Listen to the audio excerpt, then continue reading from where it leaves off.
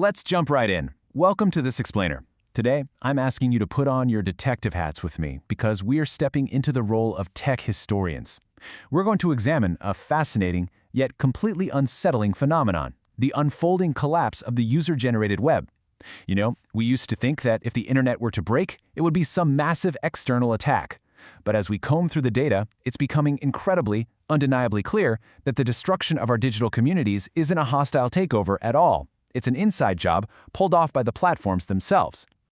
You've probably heard of the dead internet theory, right? It's the idea that the internet is mostly populated by automated bot activity. Now, for years, the assumption was that if the internet died, it would be a military-style operation. Millions of foreign bots, AI-generated misinformation flooding the web, driving out real humans. And we hoped that our human-curated safe havens would somehow survive this wildfire. But history is proving us wrong with a really sharp twist of irony. The platforms themselves, not foreign militaries, became the architects of their own demise. They literally turned their backs on the very people that made them great to begin with. Okay, let's dive into exactly how this happened. Here is our exhibit index for today's historical autopsy. We're going to examine the fall of 4 distinct digital empires. We'll start with Pinterest, move on to Reddit, then Steam, and finally Discord, before bringing it all together with what we're calling the AI sludge paradox. Let's kick things off with Section 1, Pinterest, the artist's trap. So, for about 15 years, Pinterest was genuinely one of the quietest, gentlest sites ever made. It was this cozy, safe space rooted in our innate human desire to just catalog and share things. Before AI took over, it thrived on original human ideas, finding a cool new recipe, a DIY project, planning a wedding checklist. But look at the after. Suddenly, users found themselves absolutely bombarded with the sea of soulless AI slop. To find something real, you literally had to scroll through dozens of AI-generated pins. And you think Pinterest would fix this by bringing back human curation, right? Instead, they deployed a fleet of broken artificial intelligence moderators to try and clean up the mess. And those broken algorithms just started aggressively punishing innocent users who had done absolutely nothing wrong. And I want to stress, this isn't just some abstract data problem. It has real, extremely frustrating human consequences. Take artist Tiana Oreglia. She began receiving aggressive takedown notices just for uploading innocuous, fully clothed images of female figures she drew. The AI mods flagged them as breaching adult content guidelines. So instead of making art, she's spending hours trapped in this agonizing loop of false appeals. And it gets worse. Many artists are having their completely human-made art falsely slapped with an AI-modified label. They are literally being forced to collect evidence just to prove their own humanity to a machine. Absolutely wild. Now you might be thinking the executives would panic and backpedal to save their community. Well, actually, they did the exact opposite. Rather than slowing down, Pinterest accelerated their own demise. In early 2026, CEO Bill Ready fired almost 15% of his human workforce. He explicitly stated they were doubling down on an AI-forward approach. And the ultimate betrayal? They launched Pinterest Canvas. This is a proprietary AI text-to-image generator that quietly fed on 15 years of original human curation. It's a system leeching the value and identity straight from real people. And this brilliantly illustrates the exact moment users became nothing more than cogs in the machine, and human art was downgraded to mere training data. Moving on to Section 2, Reddit sold to machines. So shifting our autopsy from the visual web over to the text-based web, let's look at Reddit. For 2 decades, Reddit was this bubbling cauldron of genuine human debate, raw emotion, and deep discussion. And then we hit this massive number, $60 million. In February 2024, Reddit handed the keys to the kingdom over to Google in a partnership worth around $60 million a year.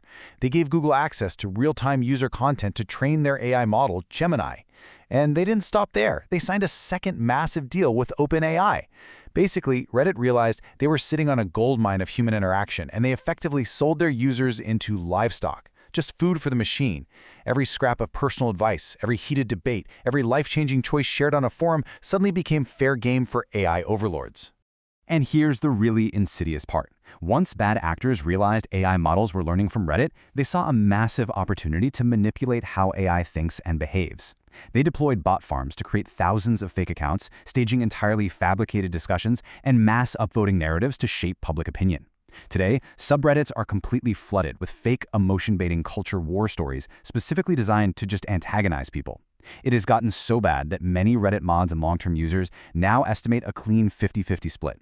That means half of the content on the entire site is genuinely human-authored, and the other half is AI-generated or edited. Think about that for a second. If you don't even know whether you're talking to a human or a bot, what is the point of posting anything at all? All right, let's head into Section 3, Steam, the Asset Landfill.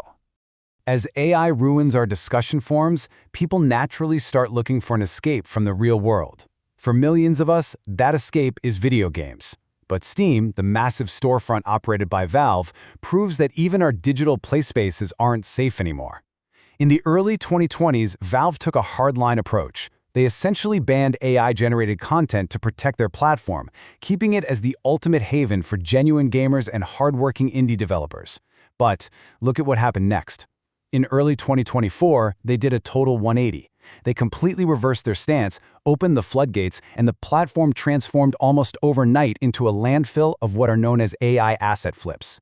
These are super low-effort games pieced together by people doing zero actual coding, just relying on generative AI to make a quick buck.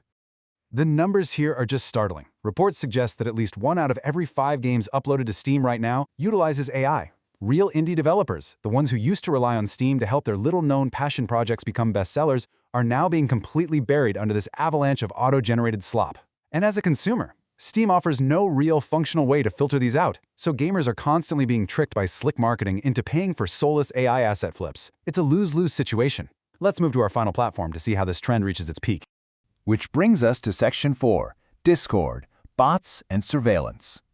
So, if the public squares and the storefronts are compromised, where do you go? You go private. Discord was once the ultimate private sanctuary away from the public web. But Discord didn't just let AI knock on the door, they let it kick the door completely down. They introduced Summaries AI to automatically condense the mood and message of your private chats. Communities became riddled with AI chatbots, auto-responding, and of course, incorrectly banning innocent users. Then came the massive privacy violations. Have you heard of the spy pet scandal? It literally stole billions of messages from over 600 million users just to sell them online. Discord even planned a mandatory age inference AI to constantly monitor user behavior, and actually began asking some users for facial scans and government-issued IDs just to use the site. What was once a secure private haven has basically turned its users into closely surveilled targets. Finally, we reach Section 5, the AI sludge paradox. This brings us to the ultimate conclusion of our historical teardown. Let's look at this final autopsy report. Here we can compare the unique collapse mechanisms of each platform side by side. Pinterest faces a really high impact through the direct destruction of human artistic identity. Reddit's suffering is severe. I mean, we're talking about a total loss of trust in human interaction because of these bot farms. Steam sits at a more moderate level. It's incredibly frustrating for sure, but you do still have to physically play the games. Discord, however, is absolutely critical. It represents a total collapse of privacy and our expectations of a safe haven. So the crucial takeaways here is this. AI models invaded these platforms specifically to feed on genuine human interaction, but in doing so, they detonated the very communities that provided the high-quality data they needed in the first place. And that leaves us with this final, truly provocative thought. With human users getting fed up and being driven out, these multi-billion-dollar AI models are starting to starve. They are now forced to train on bot-made content. Essentially, they're eating their own synthetic sludge. It is a completely broken, entirely unsustainable state of play. So I leave you with this question to ponder about the rather bleak fate of our digital history. What will collapse more dramatically first, the internet or the AI models infesting it? Thank you so much for joining me on this explainer today, and please, keep your eyes open out there.